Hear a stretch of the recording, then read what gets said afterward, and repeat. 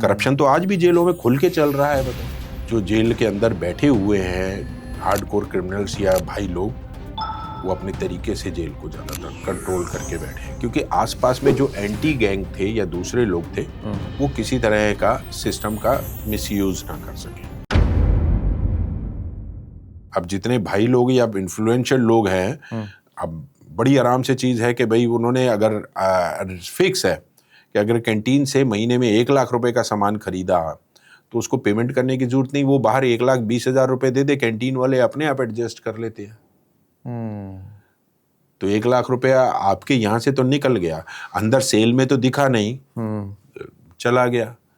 आपने 50 आइटम लाए, 100 आइटम लाए, 50 की एंट्री दिखाई, तो 50 तो आपकी विदाउट आइटम एंट्री के बिना निकल गई ना, तो वो आपका बिक गया।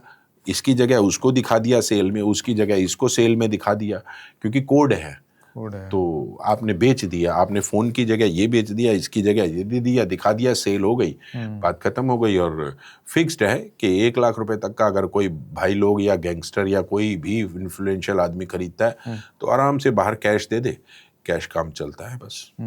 अच्छा, बाहर जो चीज़ें हम लेते हैं आसानी से यूज़ कर सकते हैं, वो तो लीगल है, बट जेल के अंदर वही चीज़ें सुविधाएं लेना वो इलीगल में हो जाता है। वो पे तो करना पड़ेगा ना आपको। आपका पेड गेस्ट हाउस बना दिया तो जुडिशियल कस्टडी नहीं रही, तो अब आपका साम्राज्य हो गया, कोई देख नहीं रहा, तो आप तो अपने रेट से चार्ज करोगे ना कि खाना अच्छा चाहिए, कितना चाहिए, रहने के लिए सुविधा अच्छी चाहिए, तख्त चाहिए, आपको गद्दा भी चाहिए, तो पिल्लो चाहिए, क्योंकि आपका बेसिक नीड्स हैं। टीवी चाहिए तो डेफिनेटली कहीं ना कहीं खासकर जो इन्फ्लुएंशियल लोग हैं तो उनको तो रहता है ना, तो हाँ वो उनको होता है कि भाई पे करो बस। दैट्स व्हाई आई से कि paid guest house. Paid guest house ये क्या मतलब लीगल है? जुडिशियल कस्टडी की जगह पेड गेस्ट हाउस बन गया, तो अब क्या करोगे बताओ? कि पे करोगे तो आराम से रहोगे, नहीं पे करोगे तो परेशान रहो। ऑर्डिनरी सड़क पे ज़मीन पे जैसे ऐसा है, आप यहाँ सोना कितने दिन शुरू करोगे बताओ? पेड गेस्ट हाउस ये लीगल है या फिर वो अंदर की व्यवस्था ने ऐसा अंदर की व्यवस्था है? पेड गेस्ट हाउस कौन बनेगा बताओ? सरकारी जुडिशियल कस्टडी को आपने पेड गेस्ट हाउस बना दिया, क्या किया बताओ? बड़ी बात है सर। अब बेबाकी से तमाम चीज़ें बोल लेते हैं और खुल के बोलते हैं।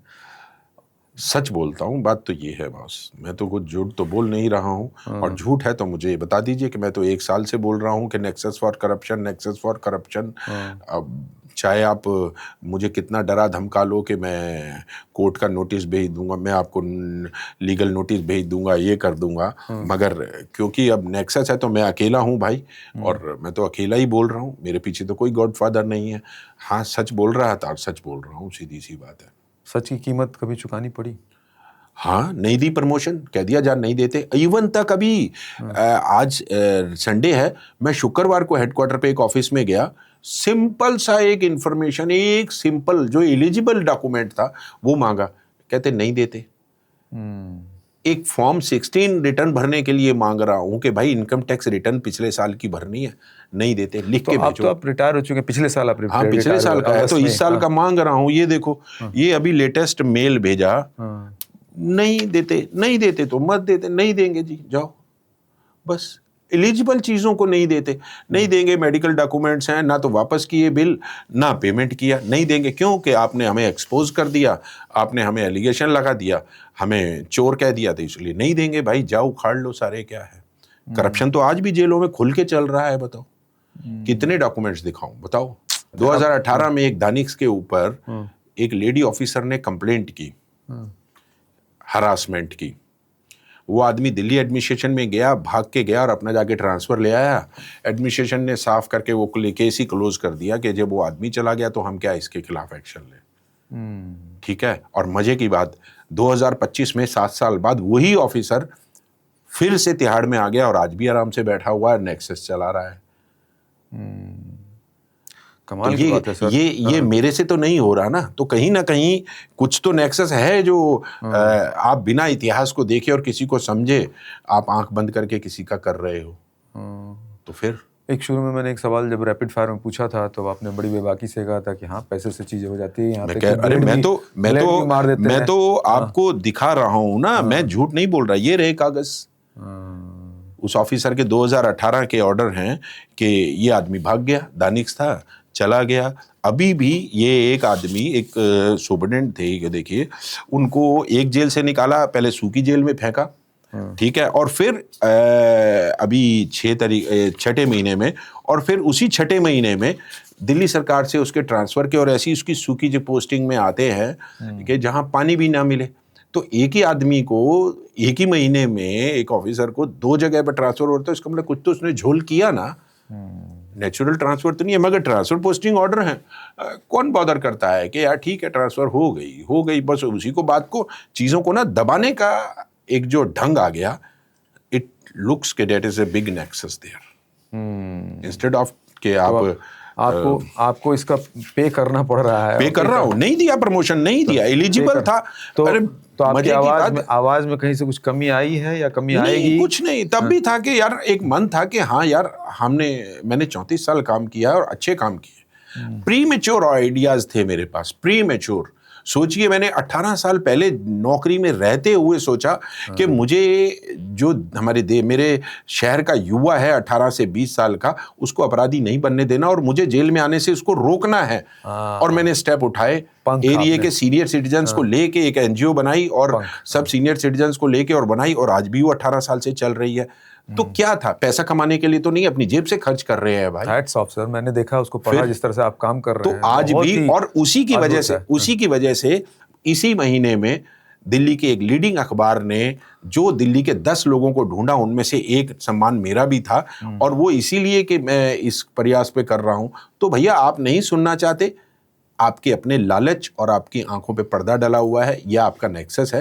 वरना तो मैं तो खुद हेल्प करने को तैयार हूं, सीबीआई की, एंटी करप्शन की, किसी भी डिपार्टमेंट की। आप में गट्स हैं तो आइए, मैं सबूत देने को तैयार बैठा हूं, कोर्ट को देने को तैयार बैठा हूं। कोर्ट में, एक हाई कोर्ट में एंटी करप्शन का केस चल रहा था, तो मैंने कम से कम 3 बार मेल लिखी, अभी भी चीफ जस्टिस हाई कोर्ट को मेल लिखी कि आप कहें, पर मेरे को सोशलाइज नहीं, इसको पॉलिटिकलाइज नहीं करना। मैंने मीडिया में दे दो, अखबारों में छपवा दो, इन चीजों को नहीं है। आप जुडिशियल कस्टडी के बारे में सीरियसली बात कर रहे हैं, और वो भी वो ऑर्गेनाइजेशन, जिस ऑर्गेनाइजेशन मुझे 34 साल में इतना नाम सम्मान, मेरे परिवार को इतना सब कुछ रेपुटेशन दिया, उसकी खोई हुई रेपुटेशन के लिए अगर मैं अकेला काम भी कर रहा हूँ 1 साल से, कि मुझे बिकॉज के पता है कि जो दूसरी स्टेट्स के जेल है वो आज की डेट में बहुत असरदार और बहुत प्रभावशाली तरीके से और अच्छा काम कर रहे हैं। तिहाड़ तो बिल्कुल पीछे फिसड्डी हो गई, सिर्फ और सिर्फ माल बनाने के चक्कर में कि माल बनाओ और माल बनाओ।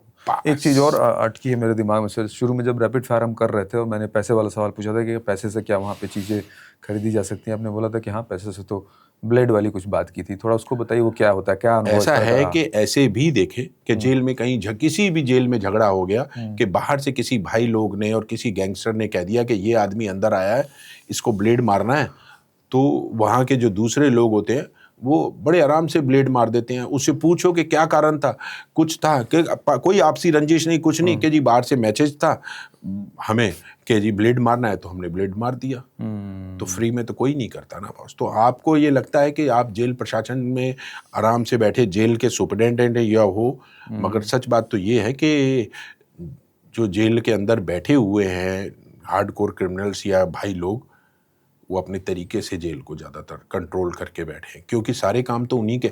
अरे एक कैदी जो काम कर रहा है, जिसको आप तनख्वाह दे रहे हो, और वो कैदी के तो भले का सोचेगा, आपके लिए क्यों सोचेगा बताओ? आप तो सक्षम हो ही नहीं, काम कर ही नहीं रहे। जब जो आपने सब चीज़ें तो उसके हाथ में कर दी है, एक छोटे सेवादार के हाथ में, और सामने जो एक भाई बैठा हुआ है, तो वो तो भाई के लिए काम करेगा, खाना उसको अच्छा बना के भेजेगा या इधर उधर करके देगा, आपको क्यों बताएगा वो? तो बैक स्टेपिंग बहुत ज़्यादा है, ये चीज़ें हैं बेसिकली। लॉरेंस को लेकर एक और सवाल सर आपसे पूछूंगा मैं, कि जिस तरह से आप बता रहे हैं कि वो पूजा पाठ कर रहा है, सुबह उठ रहा है, दूध दही सलाद ये सब खाना है, संतों वाली ज़िंदगी लग रही है, कुछ इस तरह के सवाल उठाए जा रहे हैं कि क्या वाकई वो सुधर गया है या कोई ये सोची समझी एक रणनीति? आप करीब रहे तो आपको एक अनुभव हुआ होगा। मैंने कहा ना, मेरे पास तो सिर्फ इतना है, 2 महीने जो कुछ पीरियड रहा, हाँ। तो मेरा बस एक ही दिमाग में था कि इसकी एक्टिविटीज़ को कंट्रोल करके रखा जाए और इसकी मूवमेंट रिस्ट्रिक्ट करके रखी जाए, क्योंकि आसपास में जो एंटी गैंग थे या दूसरे लोग थे वो किसी तरह का सिस्टम का मिसयूज ना कर सके। तो ये सीधी सी बात है और इस पे कोई गलत चीज़ नहीं है। हाँ, वो रिगार्ड पे करता था बिकॉज वो सुनता था, समझता था। उसके पीछे कारण एक था कि दिल्ली पुलिस के एक बहुत ही सीजन्ड ऑफिसर थे जो कि मेरे लिए मेरे छोटे भाई की तरह थे, और उन्होंने जब उसको कहा कि ये मेरे बड़े भाई की तरह हैं, तो ही जस्ट इम्पली सेज के अगर वो आपके लिए बड़े हैं तो वो मेरे लिए भी बड़े हैं। तो वो सम्मान तो उस पुलिस वाले की वजह से था, अदरवाइज शायद मैं ऐसा अक्खड़ आदमी रहा कि मैं उससे भी भिड़ जाता कि मैं गलत काम नहीं करने दूंगा और नहीं करने दूंगा। तो वो उसका था कि उसने सम्मान दिया, और जब मैंने उसकी चीज़ों को धीरे धीरे कर्ब किया, एक्टिविटीज़ को कि मूव नहीं करने दूंगा, तो उसने नहीं किया। और कारण भी ये था, और मैंने उसको कहा कि मैंने कहा देखो मैं गलत काम नहीं करने दूंगा, चाहे कुछ भी हो, जैसे भी हो। तो फिर उसको मैंने यही समझाया कि देखो तुम्हारे यहाँ बहुत सारे दुश्मन हैं, किस तरह का थोड़ा सा अगर कि भाई कोई फोन नहीं लाने दूंगा, कुछ नहीं करने दूंगा, ज्यादा नहीं मूव करने दूंगा, चाहे गैंगस्टर या कुछ भी है, तो उनको क्या चाहिए, उनको तो सीधे से फोन चाहिए। तो वहां से मेरा ही ये आइडिया था कि मैंने ही कहा कि यार देखो इस आदमी को यहाँ से भेजना ज्यादा जरूरी है। और administration at that time superintendent जो थे, he was fully agreed with me. वो बात अलग है कि बाद में हेडक्वार्टर तक फिर फाइल घूमती रही महीने तक, और अल्टीमेटली लॉरेंस को उस ऑफिसर के साथ झगड़ा करना पड़ा, और उसको वो फिर वही सुपरडेंट भागा हेडक्वार्टर गया और जाके ट्रांसफ़र करा के लाया। तो मेरे ही भेजे हुए डॉक्यूमेंट्स के ऊपर, मेरे ही प्रपोजल के ऊपर वो काम कर सके, अदरवाइज तो सेम डे तो ऐसा कुछ नहीं होता। तो कहीं ना कहीं आपके प्री मैच्योर आइडियाज़ और आप विजन है कि आपको आगे किस तरह के खतरों का एहसास होता है या कुछ होता है। और मजे की बात, दूसरी जेल में जाते ही एक देखो ब्लास्ट हुआ,